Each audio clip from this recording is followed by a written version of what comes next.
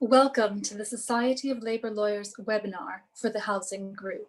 We're very happy to have you with us tonight to hear from our excellent panel of speakers. Tonight, we're discussing the impact of the COVID pandemic on evictions, housing law, and legal advice. The pandemic has had a dramatic impact on housing. First, to ensure health and safety, we've seen a dramatic political shift in prioritising to keep a roof over people's heads over landlords enforcing their property rights. Second, with regards to homelessness, we've seen the government adopt the everyone in policy. Suddenly, what Labour supporters have been calling for years, an end to homelessness, was made government policy. Rough sleepers were quickly housed up and down the country. So we've seen what is possible if there is the political will to do so. In this talk tonight, we'll explore what the impact of the pandemic has had on the courts. Second, what role do lawyers actually play in housing during the crisis? And third, what role should lawyers be playing right now? For example, how should lawyers be imagining and arguing for an enhanced protection for renters? So our speakers are first Simon Mullings. He is a senior caseworker at Edwards Duthie Shamash, a member of the Justice Alliance and the co-chair of the Housing Law Practitioners Association. He'll provide an overview of what's happening in housing law and practice since the lockdown in March. He'll also explore a right to a home. Second up is Nick Bano. He is a housing barrister at Garden Court Chambers. He recently acted in a Court of Appeal case of Gateway Housing Association and Bagoom on service of notice on deceased tenants. He is also active in housing rights campaigns. He'll be discussing his ideas on replacing the current grounds of possession, which he reflected on in his chapter in the recent book called Justice Matters. And third, we will be hearing from Sue James. She is a director and housing solicitor at the Hammersmith Fulham Law Centre and is a founding trustee at the Ealing Law Centre. She provides services in the duty solicitor scheme and has been writing about this for many years. She recently co-authored the Legal Aid Handbook, the 2020 to 2021 version. Tonight, what she'll be discussing is dissolving the boundaries between the social, economic, and legal issues that individual faces, and really thinking about how we can provide individuals with holistic support. My name is Rosalee Dorfman, and I'll be chairing the event tonight. So what we'll do is each person will speak, and then this will be followed by a question and answer session. And if you have any questions, please do feel free to raise your hand and during the talk, and then afterwards we will call on you. You can do this virtually. There's an icon under More and Zoom, and we will unmute you and have you address your question to the panel or to individuals in the panel. And alternatively, you can write in the chat box. There is a Q&A chat box on Zoom. And please do feel free to ask as many questions as you'd like. I'm sure the panelists would be happy to answer them. So first up is Simon Mullings.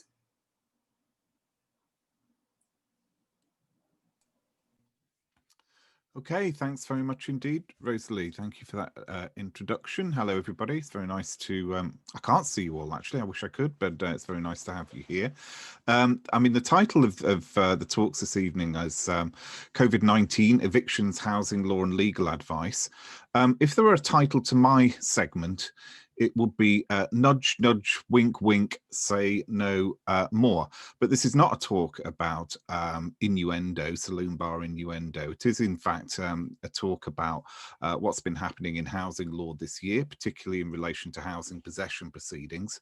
And I just want to outline some themes that I hope that Sue and Nick will take up in their undoubtedly much more interesting presentations that follow mine.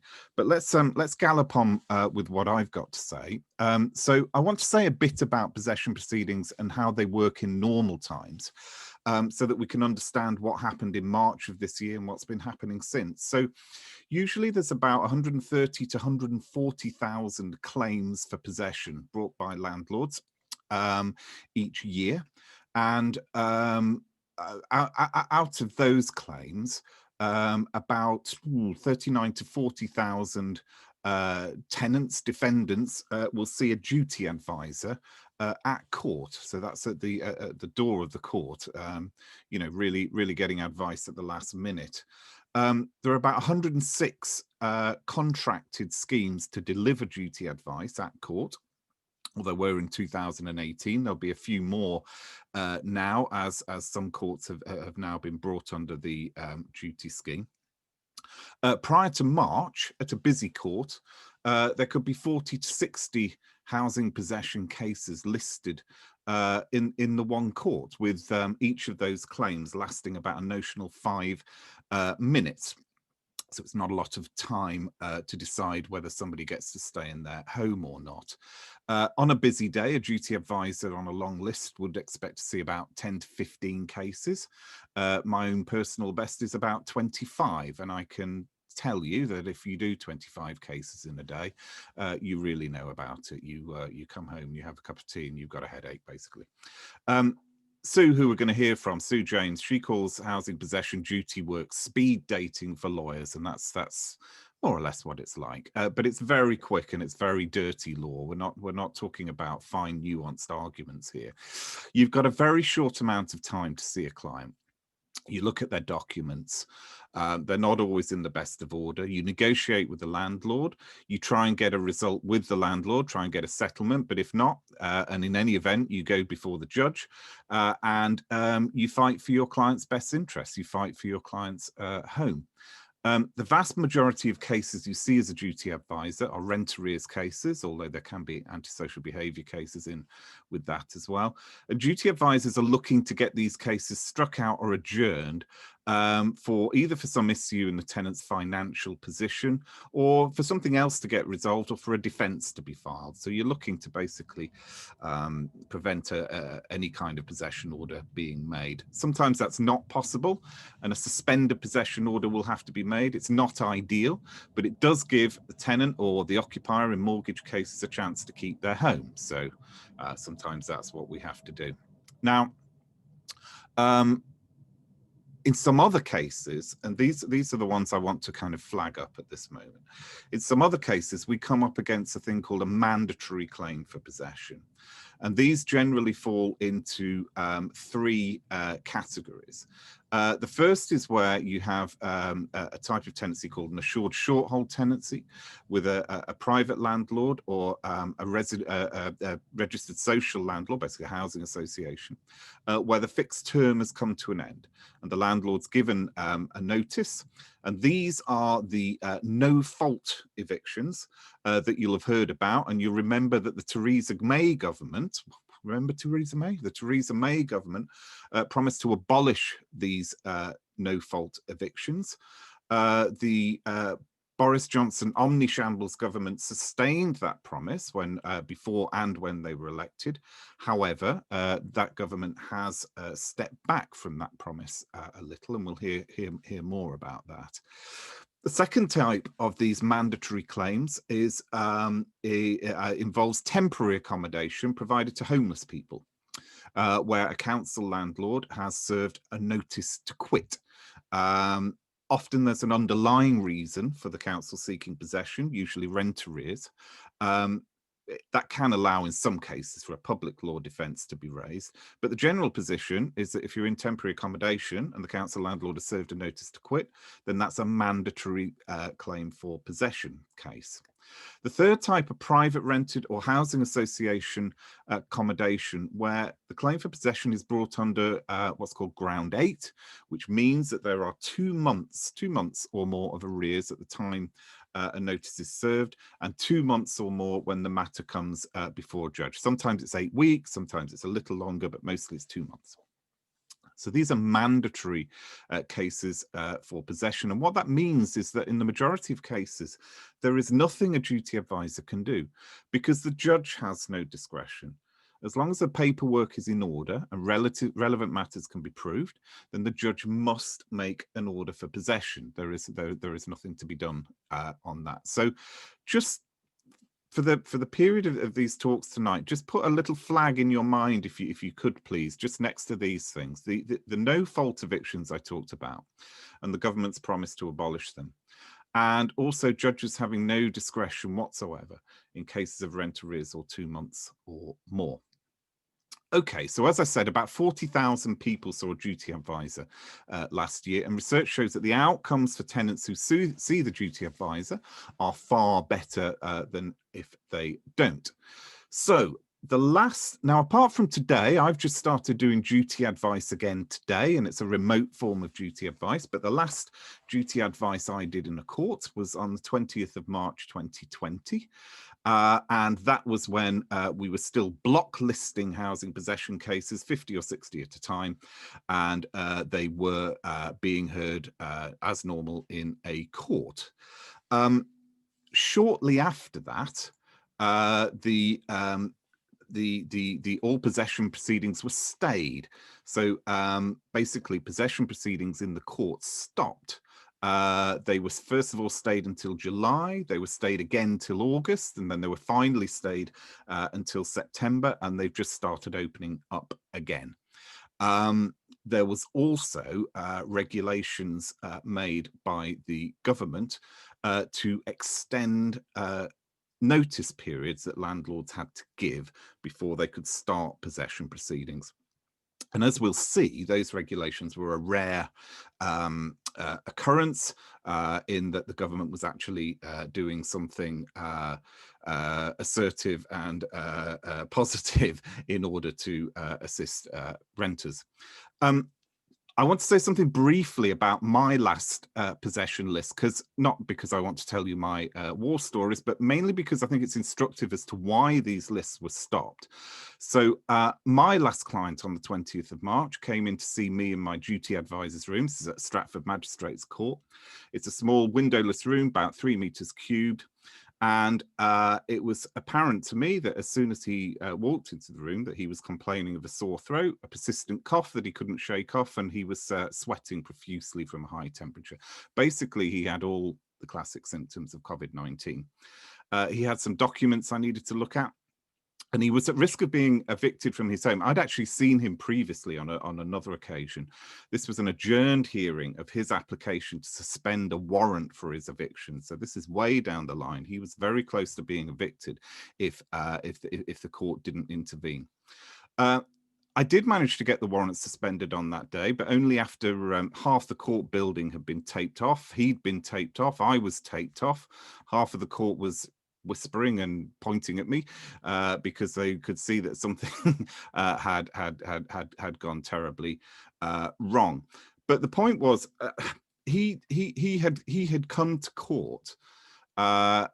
I suppose he had put other court users and staff at risk by rocking up to court with these symptoms. But the main point is that risk was absolutely nothing compared to the risk he and his family would have posed to the wider community if he'd been made homeless shortly after that hearing, and if he'd been forced to seek new accommodation.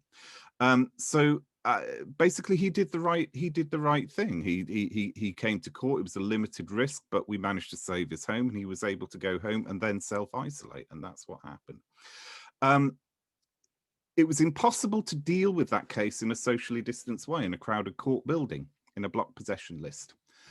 But there was a public interest in this client and his family not losing their home,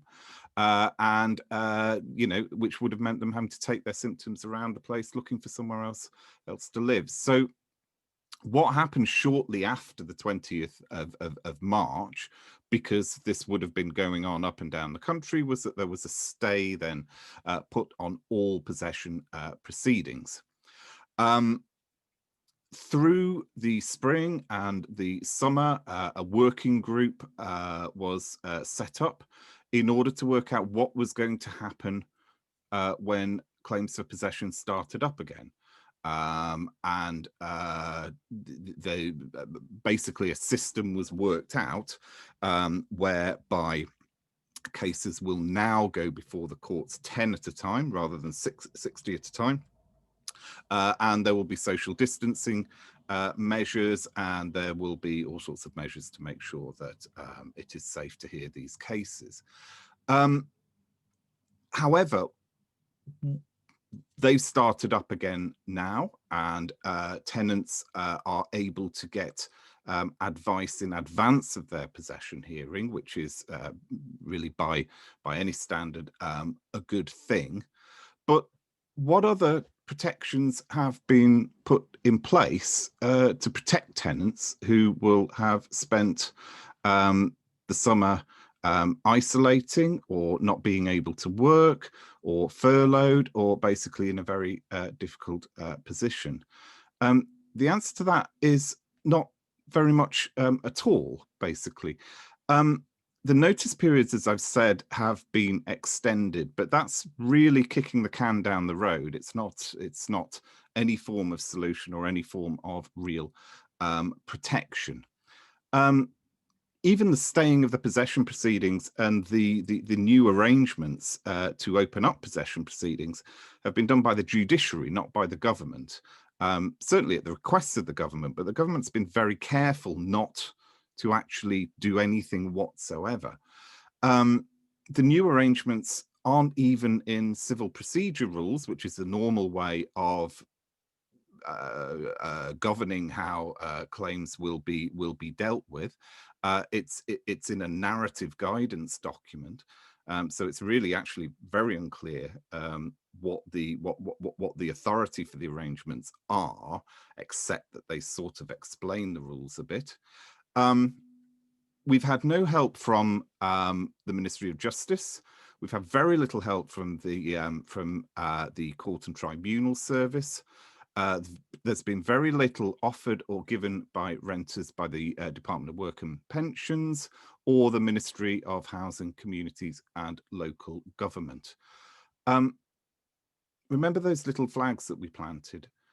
The point is that with possession proceedings opening up, people will still be evicted at the whim of their landlord, and judges won't be able to do anything about it, despite the fact that we are still really in the same position now that we were in as at March the 20th. And, you know, people still have the same problems that they've had through the spring and the summer.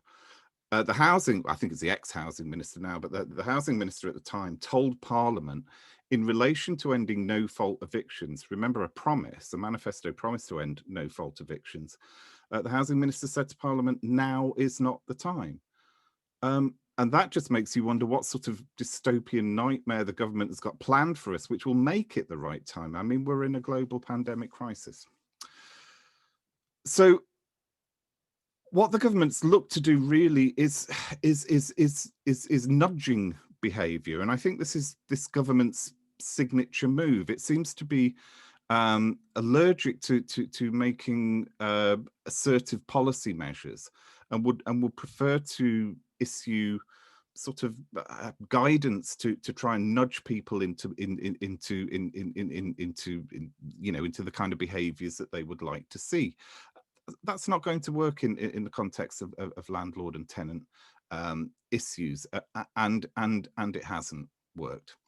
So we are left with no-fault evictions still going ahead. We're left with other forms of mandatory orders for relatively small amounts of arrears, where people can be evicted into a very dangerous situation if they have symptoms, they will be taking them around while they try to find accommodation. If they don't have symptoms, then they are still going to be in a position of not being able to stay at home and remain safe. And it's something of a national scandal, if you ask me. Another really, I think, exemplary something that really illustrates this is the way in which the government has also dealt with actual evictions. So what the bailiffs should do when a possession order has been made. And what the Ministry of Justice did was write to bailiffs and High Court enforcement officers, asking them if they would not mind not evicting people during who were living initially. Remember the three-tiered system? Well, people who were living in tier 3. And also if they wouldn't mind not evicting them over Christmas, and if that would be all right. And then the Lord Chancellor wrote again to the bailiffs and the High Court enforcement officers, thanking them for more or less keeping to his request. That was all very jolly until a prominent landlord lawyer called David Smith wrote a pre-action protocol letter to the Ministry of Justice, saying that landlords were very unhappy with this, and that if the Lord Chancellor didn't do something about it, then they would take him to court for judicial review, because he didn't have. And David Smith was right. The Lord Chancellor didn't have the power to stop bailiffs going and doing evictions.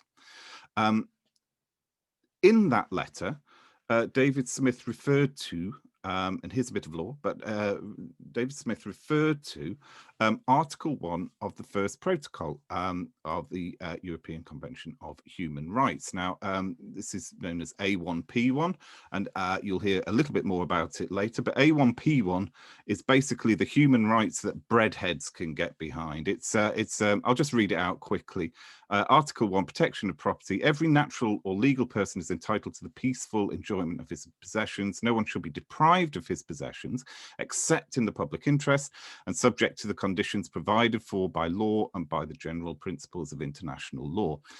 So landlords who wanted to evict their tenants into a global pandemic crisis were relying on human rights to say that their peaceful enjoyment of their possessions, i.e. these properties, they were being deprived of that peaceful enjoyment, and therefore they were going to sue the government. The government very quickly, within a matter of a day or two, issued a new regulation, and that came into force, I think, on the 17th of November, so 2 days ago. So we do now finally have a little bit of certainty about what will happen with evictions. It will still allow evictions in some high rent arrears cases and cases of antisocial behaviour. People will still be being evicted. Robert Jenrick, the housing minister, said on 18th of March 2020, the government is clear, no renter who has lost income due to coronavirus will be forced out of their home. Not true, I'm afraid. So that's the situation in England. What about in Wales? Because housing law is a devolved matter in Wales. On the Housing Law Practitioners Association podcast, we asked the Minister for Housing in Wales, in the Senedd, Julie James MS, why she didn't, or why the Senedd didn't abolish no-fault evictions. And again, we came back to, she said to us that her lawyers say that Article 1, Protocol 1 prevents her from doing that, or certainly would make it very difficult. So Wales was not yet in a position, although being a much more, I would say, progressive jurisdiction, was not yet in a position to abolish no-fault evictions either, which seems to me to be a wholly remarkable state of affairs when the Conservative Party of the UK has promised that in a manifesto commitment. Okay, I'm going to draw this to a close, but hopefully what I've done is planted a little flag, a couple of little flags, which much more interesting speakers than me will now take and run with. But I am extremely concerned about this government and its addiction to performative nudging rather than proper assertive policy making. And I think that that is something that we should all be concerned about and campaigning about and working against. So thanks very much for listening.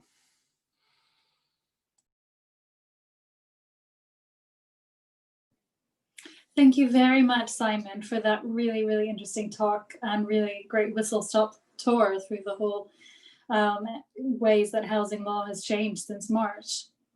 Right now, we're going to hear from Nick Bano, so I'll pass over to him. Thanks, thanks, Rosalie, and thanks, Simon. Simon's just given us an overview of what the government's done, which was really a masterclass in what not to do about housing law in a global pandemic. So it falls to me and Sue to sort of give some guidance on what we think we should do. And I'm going to talk about two things. First of all, wholesale reform of housing law, now that we have this sort of golden opportunity to do it. And second, Article 1, Protocol 1, which is, as Simon suggests, a hot topic. So on the first point, there was a clip going around the internet today of Judge Rinder or Judge Rinder on BBC Politics talking about the need for debt forgiveness for residential tenants in rent arrears. And it's actually not the first time that Judge Rinder has said this. He's gone on air and made this same point a couple of times. So like any good lawyer, my first point is that there is high judicial authority in support of my argument. It comes from Judge Rinder himself. But he's not the only one, because as any Labour Party member knows, there's been overwhelming support for the need to change the law to protect tenants, residential occupiers, under these very unusual times. And the problem that we run up against is that whenever we raise these arguments against evictions, whenever we say there needs to be debt forgiveness, there needs to be no Section 21, there needs to be people being kept in their homes, people come back, and it's mainly landlords and their lawyers, people come back wringing their hands and saying, well, we don't want a situation where tenants end up in unmanageable debt. Isn't it sort of kinder to evict them, to rip off the Band-Aid so that they're not struggling in debt for years and years and years? And that sort of argument isn't totally daft. We've all seen tenants and people in general struggle with debt, and the outlook at the moment, the economic outlook, is incredibly grim. So we do, I think, need to take these sorts of arguments a little seriously and think about how we can avoid the problem that they identify in the first place. And what I said in my essay for the Justice Matters book was that housing law has always, since it's existed, been based on these two fundamental assumptions, two fundamental principles. One of them is that society at large can pay its rent. And the second is that if people don't pay their rent, then it's sort of fair enough that the law allows them to be evicted. But we're suddenly in this very weird social and economic environment where rent arrears aren't a marginal thing. They are suddenly a huge social problem, and they're going to become an even bigger social problem as we grind on. And I think that those two assumptions that underpin housing law go hand in hand. Society can pay its rent. If individuals don't, they'll be evicted.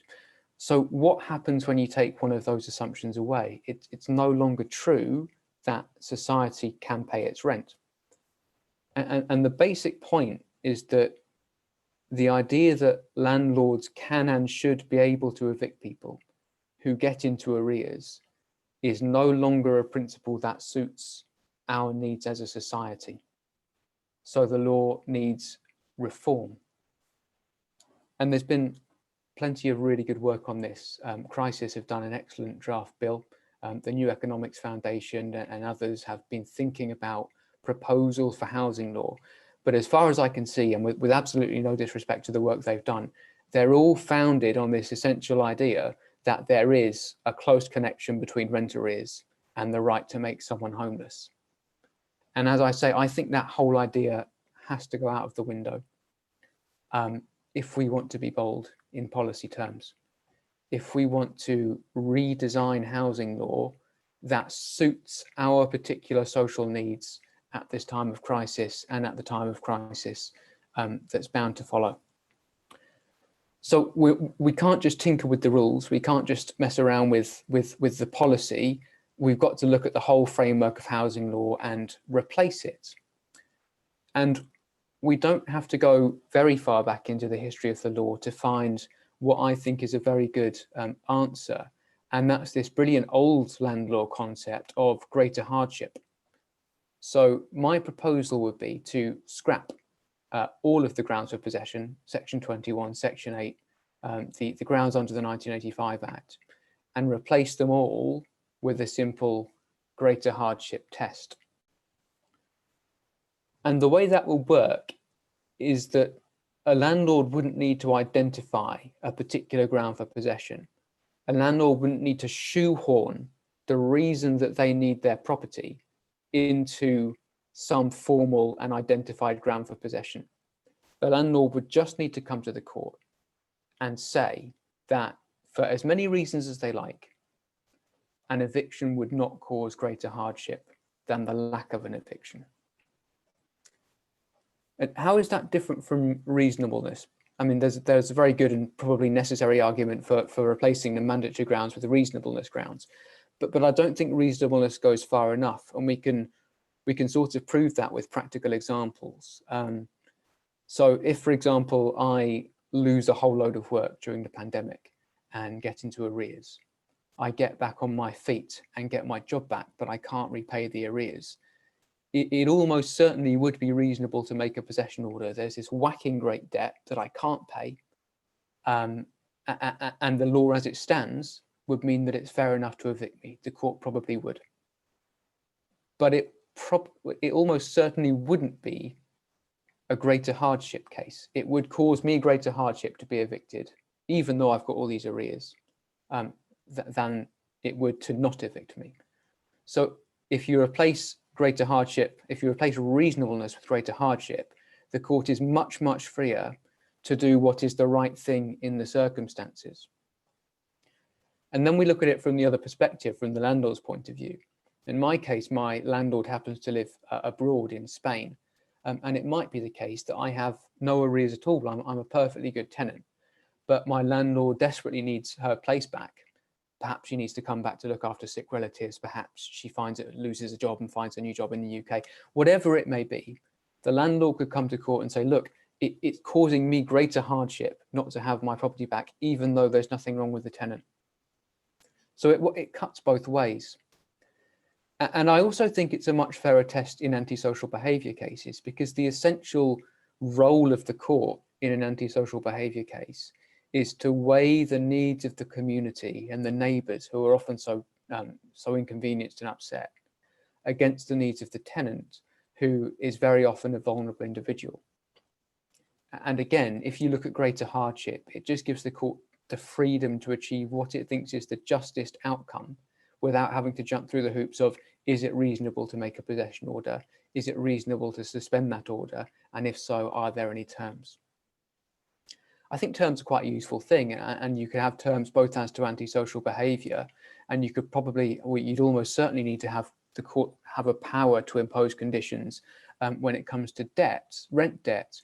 But the most important feature of that would be that the arrears repayment terms would have to be manageable. They would have to be ordered to be repaid at a rate that does not cause greater hardship than an eviction would.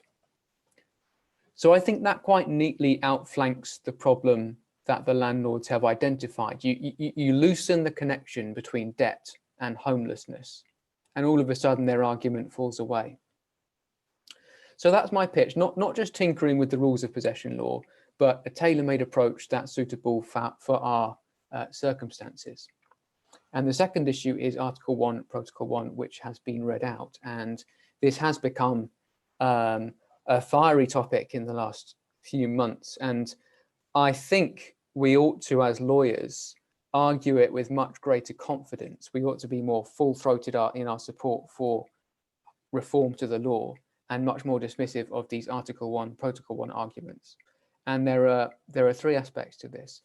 The first is, what do we actually know about Article 1, Protocol 1 and housing law reform? And the answer is not much. It's all educated guesswork at this stage. The best examples of cases that we have from Strasbourg are these Maltese cases where the law in Malta, there's a sort of rent regulation regime that's been going on for so long and in such a small landmass that you have this totally absurd situation where the controlled rents are about 20% of the open market rent. So understandably, Maltese landlords are upset about this and have taken their complaint to Strasbourg on a number of occasions and have won. But those are the best examples of Article 1, Protocol 1 cases in the context of rent regulation. And they tell us virtually nothing about what the courts would do when governments are trying to protect their renters during a time of international crisis and during a time of public health emergency. They're just of very, very limited relevance. So we really don't know what Strasbourg or indeed what any court would make of them, or would make of the proposals that we're putting forward. The second aspect is to look at other convention member states and see how they've dealt with the crisis. And I've been talking to some economists who've been looking at renter protection measures taken elsewhere. Greece, as I understand it, imposed a 40% reduction in rent for people who work in firms affected by COVID. Switzerland imposed a 60% reduction in commercial rents for firms that were forced to close. So those are two examples of governments very, very directly interfering in the contractual rights of landlords to recover rent. In Spain, large-scale landlords were asked to reduce rent, so it's a bit more permissive, but it was by up to 50% during the state of emergency. And of course, one of the very first things that Spain did, one of the first surprising stories of this whole pandemic was Spain nationalized its private healthcare industry.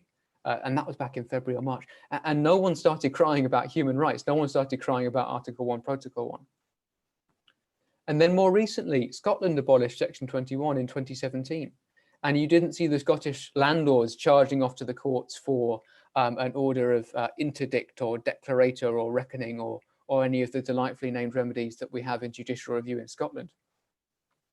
I'm not going to sit here and say that none of those policies breached convention rights, breached Article 1, Protocol 1, but they give us a clue, and more importantly, they set out the terrain of government responses to the pandemic.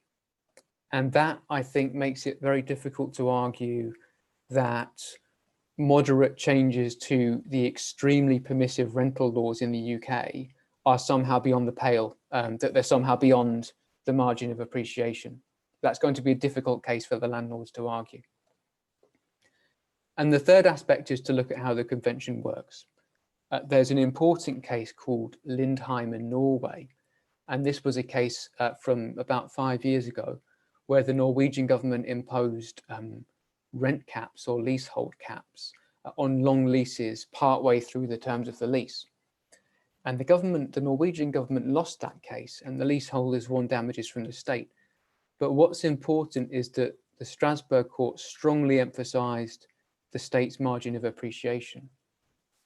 And we know full well that that's how the domestic courts approach government policy, most recently and most strikingly from the right to rent case in the Court of Appeal. That was a slightly different context because it was about discrimination under Article 14 and under Article 8, so not an Article 1, Protocol 1 case. But we know from the striking judgment of the Court of Appeal that the English and Welsh courts give a wide margin of appreciation to matters of central government policy. And I think we could fully expect the courts to say, we're not touching this, it's proportionate, and it's what the government wants to do.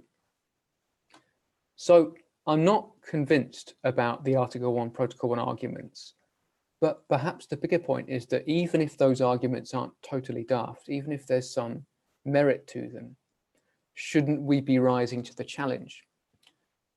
We know the Tories are good at this. They'll pick a fight. They want the right to rent. They want to ban prisoners from voting. They say, let's do it and see if the courts interfere. If this is the right thing to do, we should be pushing it. And it might sound counterintuitive to say that the Labour Party should be rubbing up against human rights laws, testing the boundaries of human rights laws, especially when the current leader is a famous human rights QC. But let's zoom out for a minute, because we're talking about the human rights of landlords to receive rent during a homelessness crisis. And I think the whole thing is just daft. So those are my pleas. Be bold on reform to housing law. I think we can go much further than what's already been discussed. And it really is tenants' human rights that we should be championing at the moment. Those really are more important. So with that, I'll pass back to Rosalee. Thank you, Nick, very much for that really interesting discussion about debt forgiveness and as well as Article 1, Protocol 1. So our final speaker is Sue James, and I want to remind all of our participants to please do raise your hand if you do have a question, or which is you just press on more, and then there's a drop down menu where you can do a virtual raising your hand, or you can type your question in the comments box. Thank you very much. Thank you. I've just come straight from a talk for social landlords with Andy Burnham, actually, on tackling the challenges of homelessness. So if I mix the two in this talk, because it seems they're both kind of interrelated, but I was just thinking that, you know, the best way to tackle homelessness is to stop it happening in the first place. And the whole thing around housing rights and the kind of work that I do, GT solicitor work, where people are facing eviction, is that stop that happening in the first place and go further upstream to see the causes of homelessness. And I think, you know, Nick's point about, you know, looking at cases in different ways, looking at, you know, the way that the court assesses the landlord's rights is completely right. Because most landlords, most social landlords anyway, which is the bulk of the work, the bulk of the possessions that Spike talks about, they don't want possession, but tenants end up being in rent arrears for all kinds of reasons, but that's the true cause of homelessness. So if we can go further upstream and resolve that issue, then that's what we should be doing. And the problem with that is that legal aid went out of scope for welfare benefits, debt, those kind of issues in 2013. So it makes it really difficult to try and resolve those issues. At the same time, we've got problems with benefits. And so that makes it really difficult again, because the law has become ever more complex. And there's some really harsh austerity benefit measures that came in at the same time as the Legal Aid Sentencing and Punishment of Offenders Act, which changed and took most of legal aid out for social welfare law in particular. And so, you know, you've got benefit caps, you've got local housing allowance, you've got reduction on backdated benefit, and all of that pushes people into debt, which then pushes them into crisis and ends up at court. And the work that I've been looking at is how everything is interrelated and how we don't solve problems by just working in silos. And, you know, most people present with not just one legal issue, but with usually three. So someone loses their job and they can't pay their rent. They end up facing possession proceedings, they get health issues and maybe family problems. And so it just becomes a cycle. And so one of the things that I did was to get some funding to look at other ways that we can resolve legal issues around things like tenancies and social welfare law. And in Australia, they have health justice partnerships, and lawyers are working with doctors and social workers and other multidisciplinary teams to resolve issues. And so the lawyer just becomes another person who's part of the team, instead of the way that we operate is like, oh, you've got a legal problem, you've got to go to X. And most people who've got social welfare problems don't actually know they've got a legal issue that they can resolve. And so someone turns up at their doctor's with, you know, asthma, other kinds of issues, it's never going to go away if it's caused by the poor housing until that's actually resolved. So all of that is making greater change. And it struck me, I met a doctor in Catherine who worked with Indigenous population who were living in some of the most extreme circumstances, 30 people to a house, you know, no proper sanitary conditions, some sleeping outside, no fridge, no kind of proper facilities. And he would spend hundreds of thousands of pounds on kidney transplants and making them well to discharge them into poor housing. And unless we resolve these issues, you know, unless we see everything interconnected, then I don't think anything is going to change really. And we need to stop seeing legal advice in the way that it's presently presented, because what happens is then you've got the press saying, you know, fat cat lawyers, legal aid lawyers, and the public don't really understand anything around that. So yeah, things need to change in terms of that. I'm glad that Judge Rinder is on our side and looking at the way that we can make change for other people. So I think if you're, you know, looking at policy, let's have a bit more joined up policy so that social welfare issues can be resolved all at the same time. And, you know, people don't have just one problem. So it needs to, this holistic advice needs to be introduced in order for things to change really. So that's all I've got to say kind of around those issues, but happy to take questions on some of those.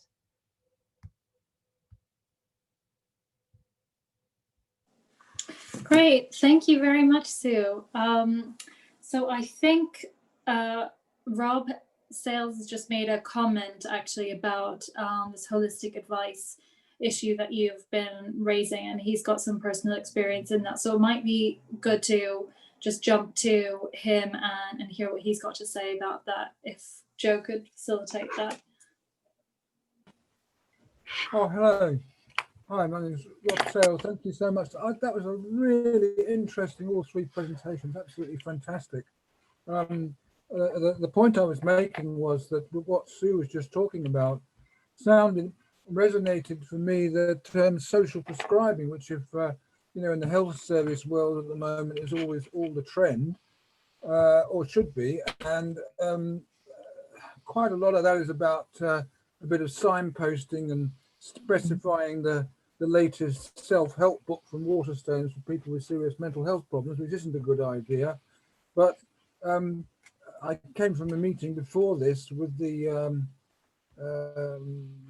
local mental health trust in Harrow, where I live, where I'm a member actually myself of the local mental health service users group, and talking about, you know, what they should be doing is making a look at using the social prescribing policies as a way of tackling issues like housing, like the person with the child who goes to the doctor, serious asthma, being, you know, A&E every 3 to 5 weeks, and is living in a place with rampant damp and mold, and they're saying it's all because of the pot lids. So I thought, excellent, Sue. And we've got something we can build on using something that's actually there available to do that all the time already.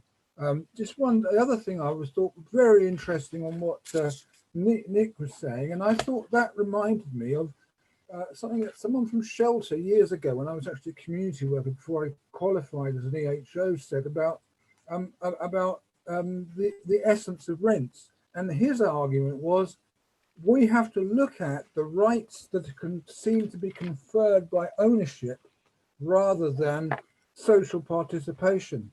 And the example he gave was the situation like you mentioned, where, you know, the landlord's been living abroad for ages and then suddenly wants to come back and live there himself, or his daughter or something like that, or son.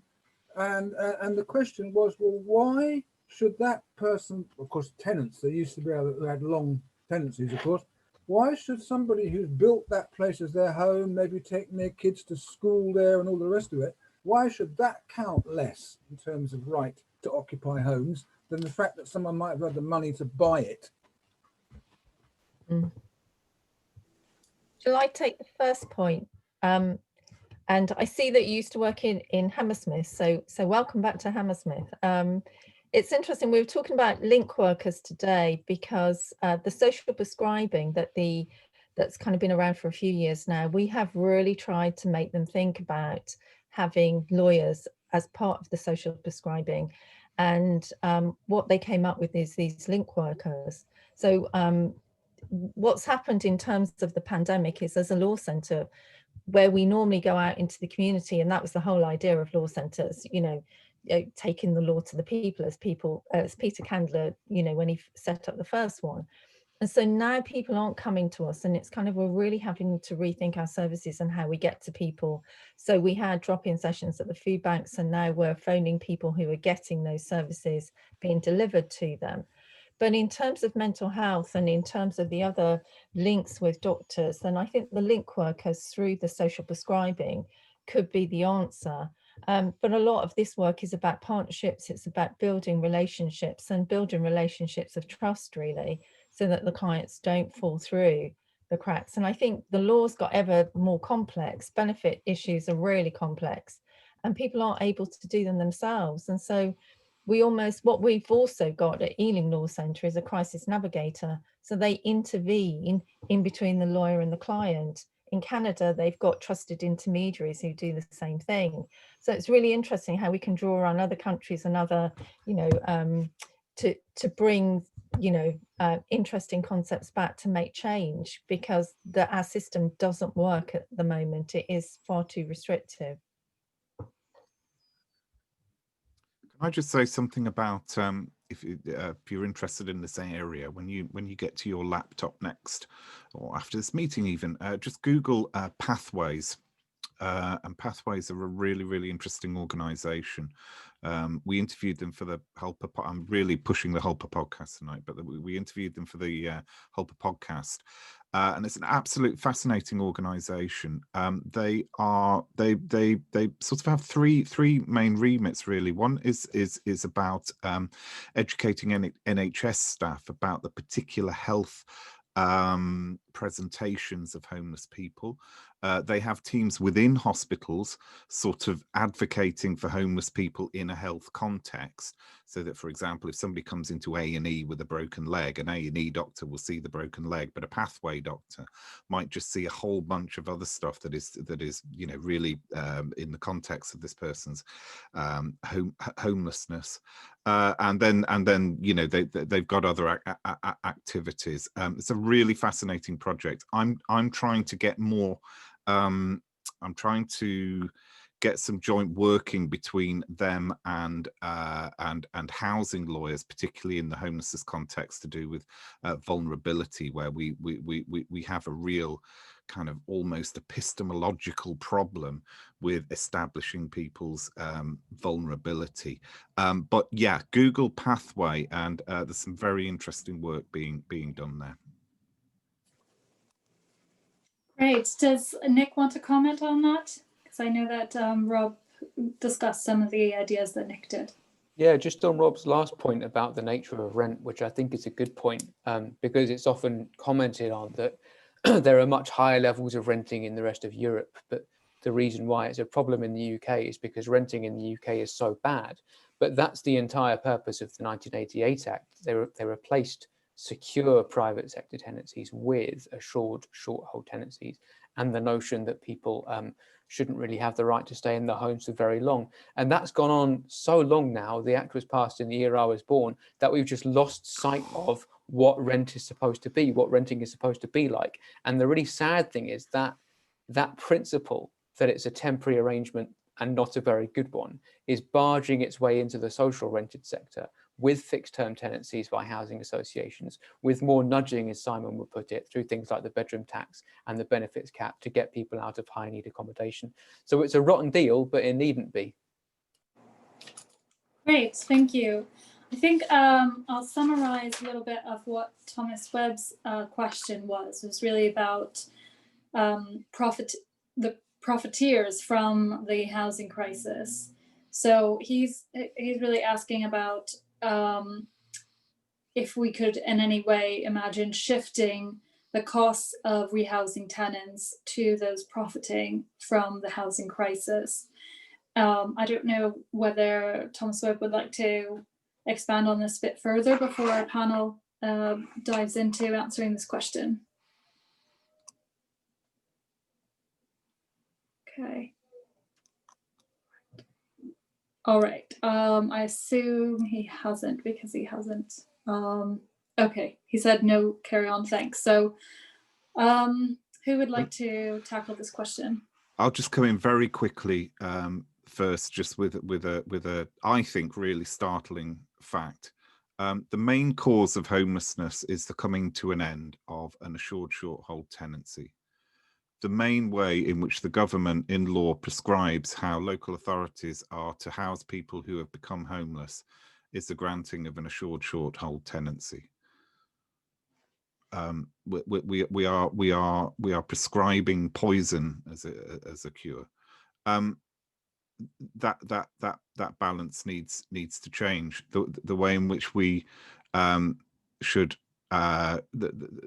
the cure for homelessness is to give people a home, not just a kind of temporary shelter. And so we need to rebalance.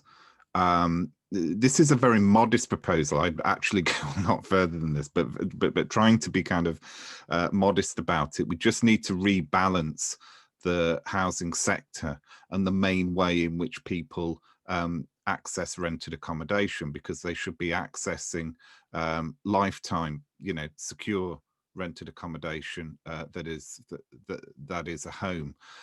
There are all sorts of financial implications from that. So rents are kept artificially high because of scarcity value. So there is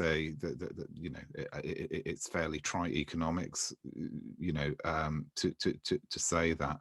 And so there just needs to be a massive rebalancing away from private sector renting, in my view.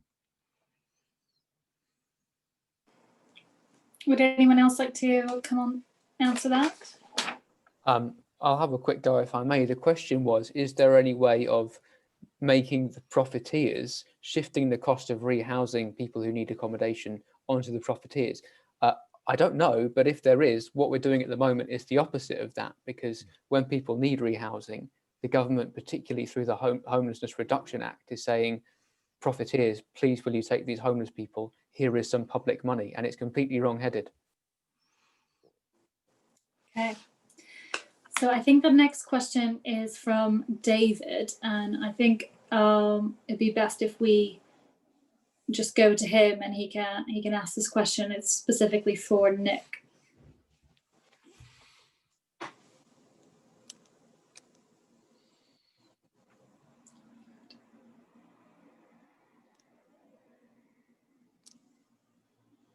Apologies. Yes, I was interested in Nick's proposal for a greater hardship principle upon which possession orders could be made or not made. And you've got it from the Rent Act ground of possession of returning or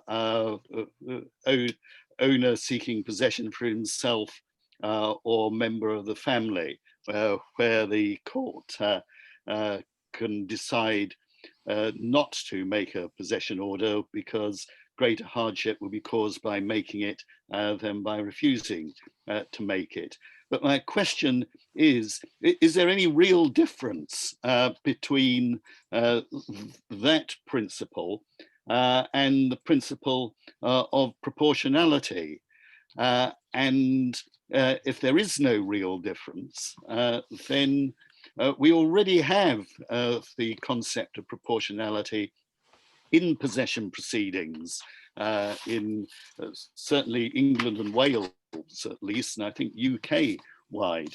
And we have it because of the European Court case of Kay and Lambeth and the Supreme Court decision in Manchester City Council and Pinnock. And as a result of that, proportionality can operate, although limited to cases where occupiers have no other form of protection under possession law. But it seems to me that both greater hardship and proportionality both contain within them the concept of the balancing of harm. I wondered what you thought about that, Nick. Thanks, David. It's a characteristically intelligent question. The greater hardship test is still in some obscure Scottish statutes, and you're right that it came from the old Rent Act grounds. I had to read an old Rent Act case for some reason, and you know, read the first instance judgment where the judge was balancing greater hardship about like a widow's farm cottage or something, and thought, this is brilliant. Why isn't this in housing law today? There's two questions there. Is there any difference between proportionality and greater hardship? And the second element is, well, if there isn't, doesn't it already exist? There is a slight difference, but if anything, it makes your argument even stronger that proportionality is an even more generous test, certainly under the Equality Act, because there's the Elias case that says proportionality in equality law is whether there is no lesser step that could have been done in order to achieve the landlord's aims. So that's a lot significantly more generous than greater hardship. The problem is that both for an Article 8 defence and for an Equality Act defence, they're not available to every tenant.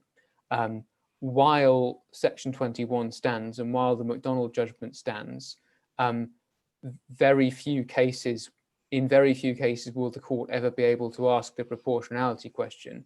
In almost every case under Section 21, the question is only going to be, has a Section 21 notice been served? So the point of the law reform is to make it the only question that the court has to look at, not just a question that it can look at in some sort of very exceptional cases. We all know how difficult it is to get an Article 8 defence off the ground. Thank you very much. I just have two quick questions for Simon and for Sue. Really, you've mentioned, Simon, that the duty solicitor scheme is now working with virtual hearings. How have you found that in practice? Has there been hiccups? And, you know, also it's a question for Sue, because I know you are also dealing with duty solicitor work. And also, how can people access the HELPA podcast? Because I'm sure that people will be interested in listening to some of the additions that you've mentioned. We'll hope so. The second one is easy to answer. The whole podcast you can get through our website. So just go to hlpa.org.uk, and there's a page there. You just follow the links and you'll find all our podcasts there. Or there's a SoundCloud page as well. So if you Google SoundCloud and HELPA, it'll come up. Thanks for allowing me to plug that again, Rosalee. Just second question. First question. Sorry. Sorry, I was a bit misleading in my talk. The hearings are not remote, and that's very important. The hearings themselves are in person at a court, but there is an opportunity for remote advice no less than 4 weeks before that hearing. That opportunity for advice is what I've been doing today. In fact, it's the first time I've done it. It's all brand new to me. It's a mixed bag. I have been able to give advice to 2 tenants to put themselves in a better position when the matter does come before a hearing, but I've not been able to persuade anybody to just drop the proceedings. And I think that'll be the vast majority of the cases. One of them is a mandatory ground for possession case, and so it's been really easy to let that person know what they're going to need to do to give the judge the discretion to not make them homeless when the case comes before the court. It's dispiriting to give that advice because I'd rather not have to, but it's great to be able to give that advice in advance of the court hearing when it would have been too late. There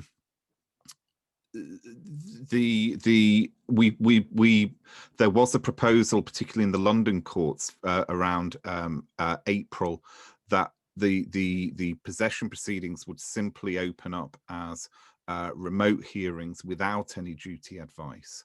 That was one of the proposals going around, and we fought very, very hard against it. And I'm happy to say that that idea was rejected very, very quickly.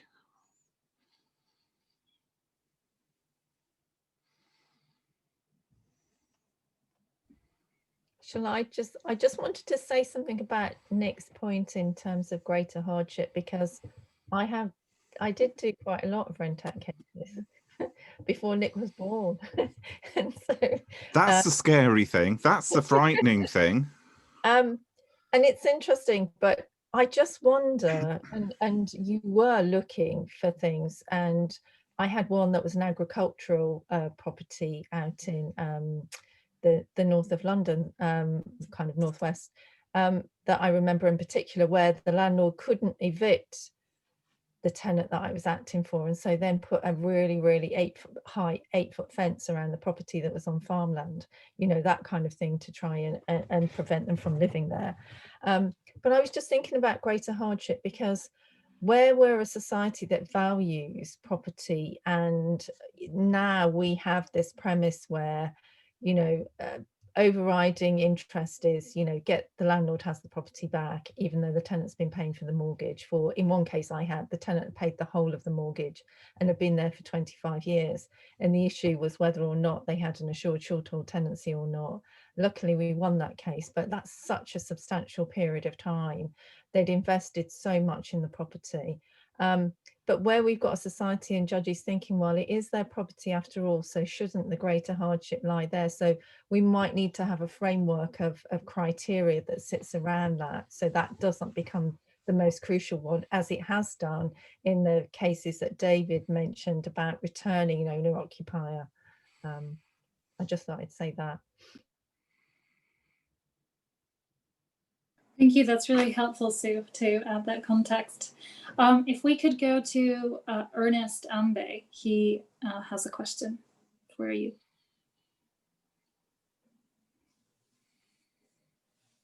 If you could unmute yourself, Ernest. Sure. Thank you to all the speakers. This has been very informative. I'm not a housing lawyer, so my knowledge in this area is not that good. Neither am I a landlord or a homeowner yet, but a tenant. Now, I obviously sympathize with many folks who are currently unable to pay rent because of the pandemic or for other issues. And I really don't care about those large commercial landlords, because really they should be able to absorb the losses. My worry more is with the small landlord who either has no pension and has decided to invest their savings in property as a means of having the pension when they retire. Now, what are we saying to them? Are we suggesting here that it is good for obviously someone to sit in their property and not pay rent for 6 months, 1 year, and then they would not have any recourse or to be able to recover that money somehow? That's the first thing. Now, I have an incident, or I have a friend who owns a property, and I would describe this gentleman as an exemplary landlord in terms of going above and beyond to comply with his obligations, and also to be fair with his tenant. But he has this tenant, he has a tenant who hasn't paid rent for almost 18 months now. This is a housing benefits tenant. They take the money directly and don't pay him, and it's one story after another. So in such situations, I would like to know the views of the panelists, if they think it would be rational and fair for him to evict that tenant and to recoup that money or not. Thank you.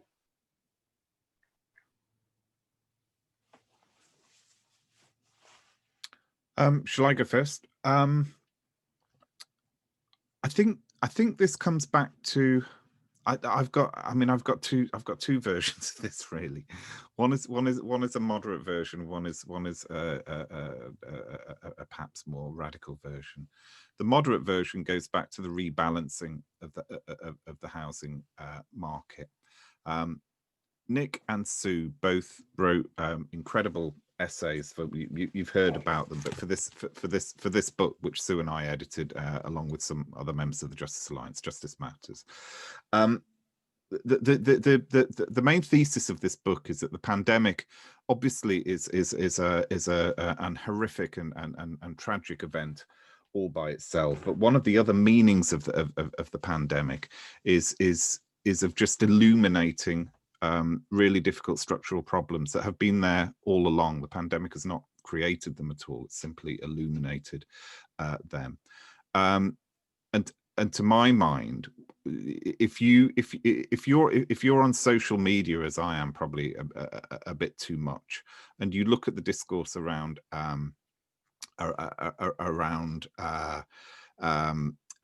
landlords who are renting accommodation, and as you say, very often small landlords who may have one property or at most two, and they've made financial plans around that property.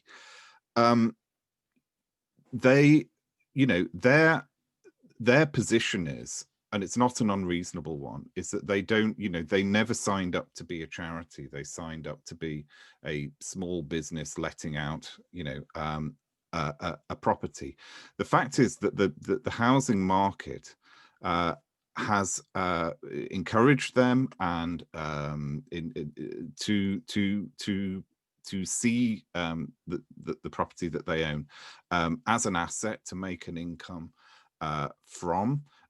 It's not a terrible thing to want to do that, but when things go wrong, and there are risks with making any investment and in any business. It's understandable that people don't want to bear those risks, but the risks are there. And for me, that is why the extent to which the private sector has been allowed, encouraged, almost forced into the what should be, in my view, a social housing sector, has led to dissatisfaction on both sides, and so the rebalancing towards a vibrant and actually massive social housing sector is entirely what's required. I mentioned Wales in my in my presentation, and it is true that Wales has a much more progressive sort of housing scene than England. Wales have really quite innovative systems for managing and taking into ownership properties that landlords no longer want to rent out because they realise that the risk is too much for them.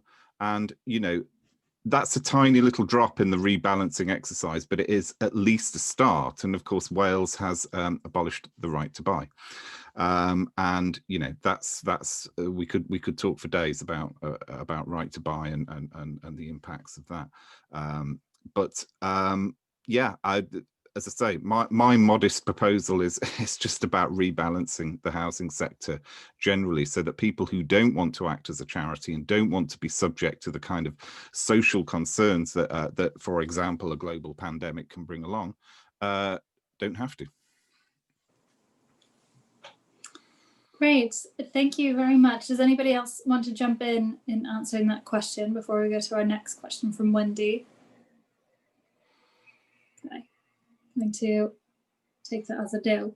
So Wendy has two questions, and I think for the interest of time, because we do have to wrap up a couple of minutes before 7, I'll read it out and unpack it for the panel. So the first question is, can the panel give their views about how the discretionary requirement that landlords complete a COVID information form when commencing or reviving possession proceedings can work in favour of the tenant?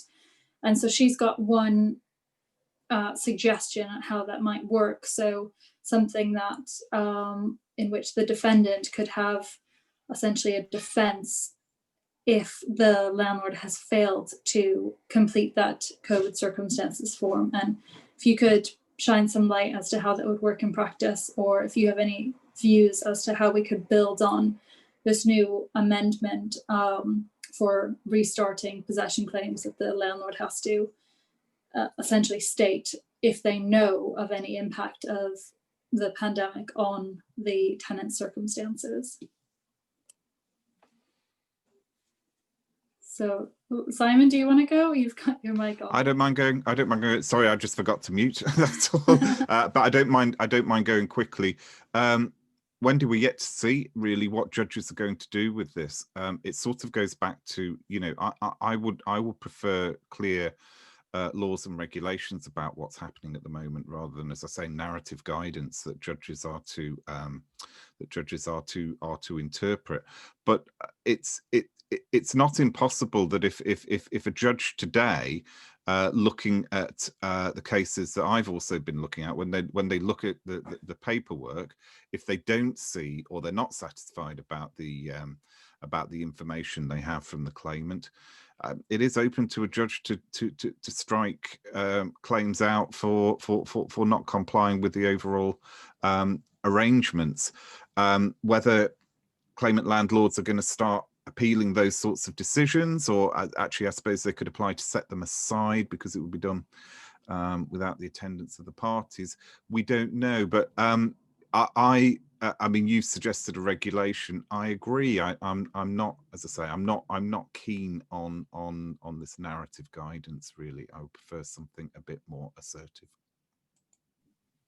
Shall I just come in there? I think it's what we've seen throughout the well, at the start of the pandemic, there was inconsistent decision making across the country.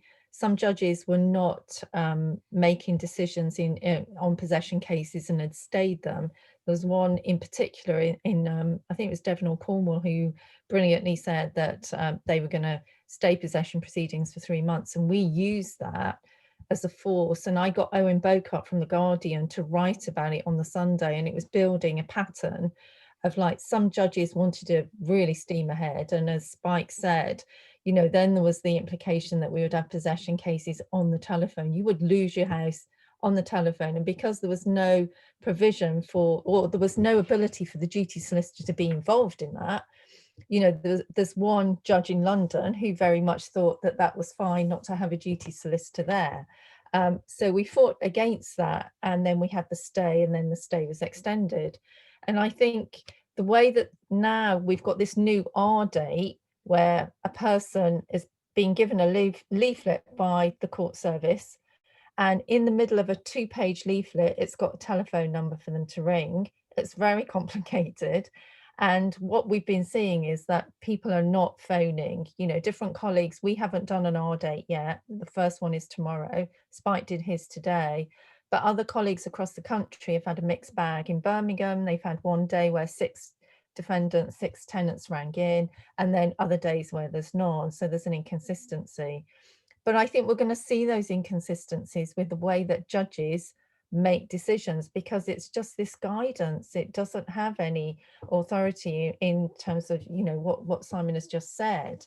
And it was interesting at the meeting for social housing landlords today, one of the barrister representing social landlords said to me that, you know, she thought that postponed possession orders would come back at the R date because it might be a bit more difficult to make a suspended possession order. And I said, well, I didn't think, you know, the reasoning from the whole working party, the Master of the Rolls has had this working party that Simon's been on throughout the summer. There was no way that the idea of this R date that you would agree a suspended possession order without the tenant being in the presence of the judge and without having a proper representation from a duty solicitor. So I think it's an interesting question. I think it's going to play out, and I can see some cases challenging this, and that's what we have to do to make sure that we've got really good authority that we can use to prevent people from being evicted. Otherwise, it's a mixed bag across the country. Judges just do whatever they want to, it seems to me. Thank you. That's really interesting to hear your insights and your up-to-date knowledge about this issue. So the next question I want to turn to is one from Stephen Hockman, and just in the interest of time, I'll read it out, and it's for Nick. Is there a danger that under your proposed reform, the supply of rented accommodation would dry up? Would it be better for your test to apply a decision as to whether to suspend a possession order for a period of, say, up to a year? This is another really important question, because whenever we make proposals for housing law reform, we come up against this question of landlords fleeing the market. And the Bank of England did some really good research about this. And what they found was that the disappearing landlord, it doesn't work, because if a landlord wants to sell, there's only two possibilities. They sell it to an owner occupier, or they sell it to another landlord. If it's another landlord, there's no net change in housing supply. If they sell it to an owner occupier, somewhere down the chain of transactions is a tenant leaving the rented sector into the owner occupier sector. So there has been a loss of supply by one home and a loss of demand by one home, and a net change of zero. So obviously any structural change to housing law will affect markets in some ways, but those would tend to even out, I think, over a very, very long period of time. And it's sort of arithmetically impossible to have a situation where all of the landlords want to sell up and there's suddenly a lack of supply of housing.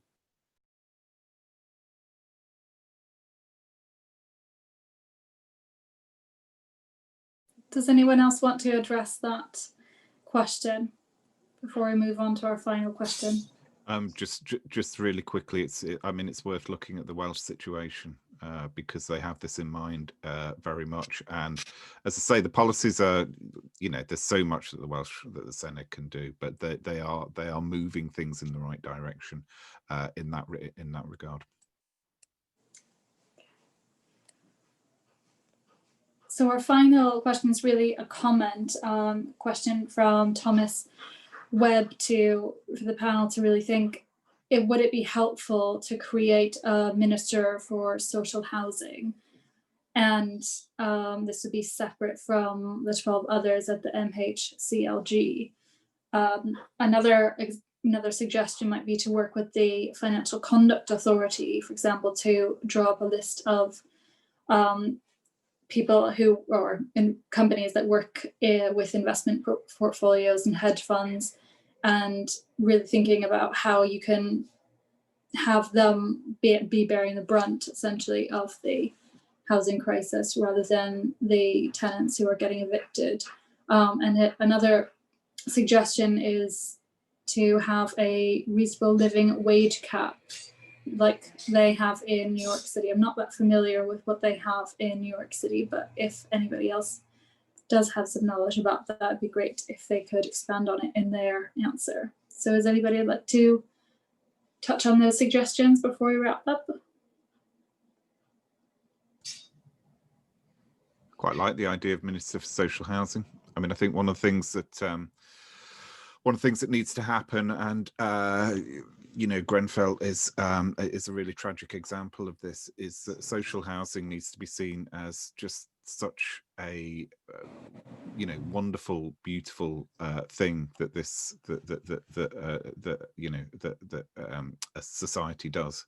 You know, in other countries, social housing is beautifully designed. It is it's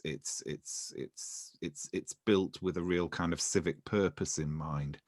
In this country, really sadly, weirdly enough, when it was quite plentiful, there was a real stigma to social housing. As it's become more and more scarce, that stigma has sort of remained. But you know, the people that me, Sue and Nick see on a daily basis are crying out for social housing, you know.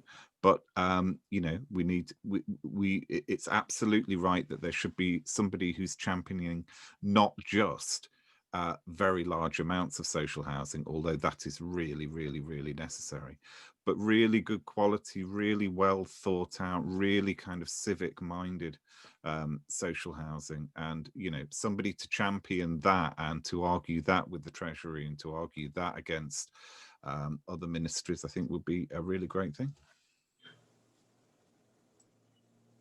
I was just thinking in Hammersmith and Fulham, we had the Gibbs Green estate, and the Conservative administration sold off Earls Court and the majority of the Gibbs Green estate. And when the authority changed to Labour, Labour did all that it could to protect that estate. And there was a big campaign over a number of years, and they were successful in the end. They weren't successful for Earls Court, which was demolished because that was in K&C, but the bits that were in Hammersmith and Fulham remained. And one of the overriding things was the tenants were saying, we've lived alongside of each other. We really want to live alongside of each other again. And where I live in Ealing, there is a social housing block, and they were tearing that down to rebuild another housing block with this very tiny housing association. And there was a big campaign because they were going to use some of the allotment. But one of the part of the campaign again was the tenants saying, we don't want to be split. We don't want to be sent across Ealing. We all still want to live together. And I think there's just something there about building communities and the way that we do that with social housing, and not kind of stigmatise, not the rough end of social housing where, you know, you've got some South London estates which are sink places for homeless people to be put, but really building communities and working alongside and making change. And just like thinking that when Peter Candler set up his first law centre in 50 years ago, in 1970, his idea was to have a law centre on every high street, like a chip shop, and how like community activism needs to come back. You know, we really need to build on community activism, and in order to make better change than we're doing in society. And I think that, you know, having a minister for social housing might be important, but it's more than that. It's about working together and not in our silos. That's a really great way to finish. Just the idea of having a law society, law centre on every corner in every high street, and really thinking that that's a great vision for how we want to provide access to justice, you know, going forwards through this really, really rough patch and into the future, to ensure that everyone has the access to the housing advice and the campaigning space to really think about how we can ensure that people have better housing rights in the future. So I really want to thank all of our wonderful panel speakers, Nick Bano, Simon Mullings, and Sue James. And thank you very much to all of our participants for being very active and asking questions and engaging with us fully. And we look forward to working with you all again in the future. Thank you very much.